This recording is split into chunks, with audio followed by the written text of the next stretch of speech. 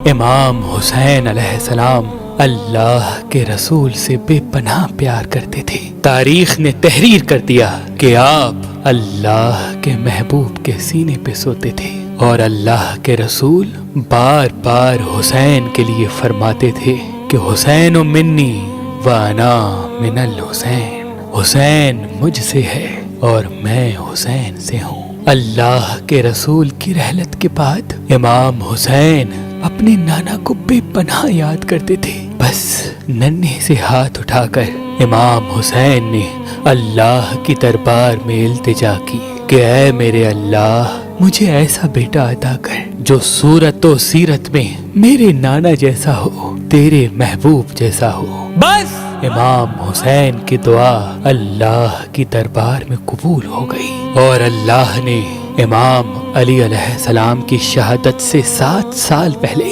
11 شعبان 33 ہجری کو be be ام لیلہ بنت ابی مرہ سے اللہ نے امام حسین کے آنگن میں دوسرا پھول کھلا دیا، جس کو امام حسین نے اپنے وعدے کے مطابق علی کے نام سے نواز دیا۔ تاریخ نے تحریر کر دیا کہ اس شہزادے کی صورت و سیرت، اخلاق، بولنا، دیکھنا ہو بہو رسول اللہ جیسا تھا۔ امام حسین علیہ السلام بے پناہ خوش ہوئے کہ میری دعا اللہ نے قبول کر لی۔ اتنی دیر میں آپ کی پیاری بہن زینب بنت علی آپ کی خدمت میں آئی اور عرض کرنے لگی، اے میرے بھائی حسین، آج میں کچھ آپ سے مانگنے آئی ہوں۔ امام حسین اپنی بہنوں سے بے پناہ پیار کرتے تھے۔ آپ نے فرمایا، اے میری بہن حکم کرو۔ بی بی زینب نے فرمایا، بھائی، اللہ نے آپ کو علی اکبر عطا کیا ہے۔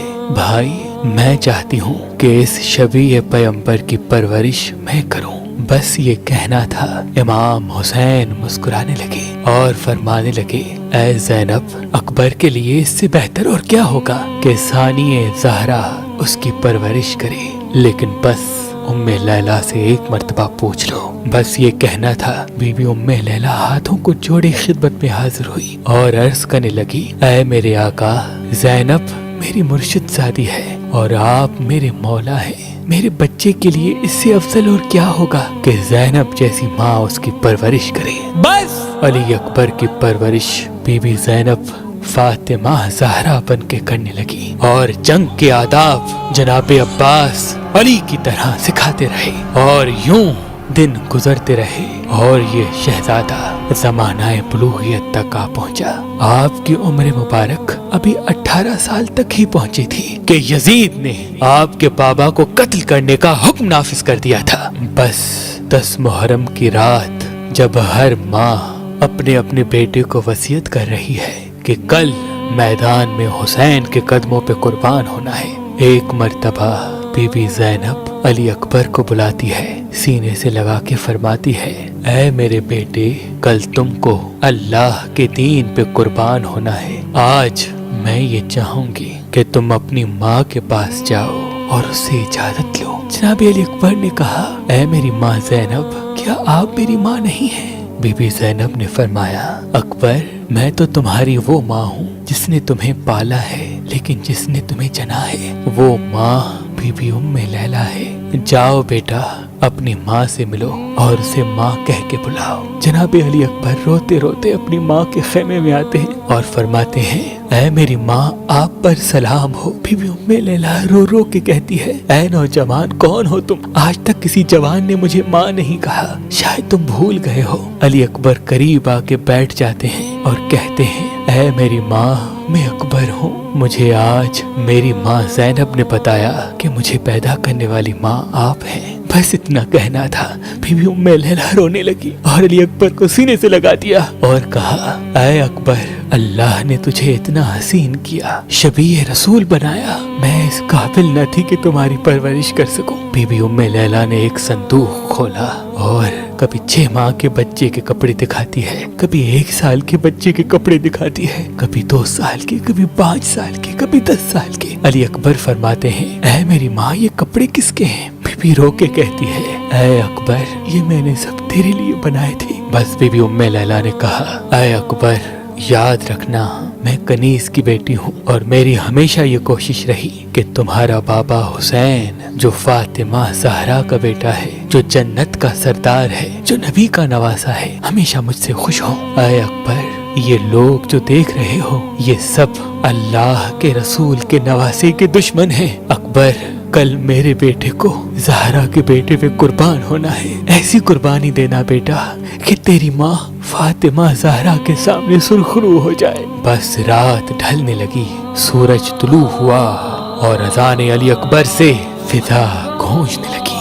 इमाम हुसैन अभी नमाज पढ़ ही रहे हैं कि फौजे यजीद ने हमला कर दिया। एक एक मौला का चाहने वाला शहीद होता रहा। अली अकबर बार बार इजाजत के लिए आते हैं, लेकिन कभी अब्बास के बेटे आ जाते थे, कभी हुर के बेटे आ जाते थे, कभी हबीब आ जाता था कि मौला हमारे सामने हम शक्ल पैगंबर ज़बे हो, ये हम देख नहीं सकेंगे, हमें पहले इजाजत दे कि हम अकबर के कदमों पे कुर्बान हो जाए, हम आपके कदमों पे कुर्बान हो जाए। बस जब कोई न रहा, हुसैन तन्हा हो गए। अली अकबर करीब आए और अर्ज करने लगे, ऐ मेरे बाबा, अपने बेटे को इजाजत दे कि वो भी मैदान में जाए। इमाम हुसैन ने नजरों को उठाया, चेहरे को देखा और कहा, ऐ अल्लाह, इन लोगों के लिए गवाह रहना कि मैं अब उसको मैदान में भेज रहा हूँ जो सीरत व सूरत में तेरे महबूब जैसा है।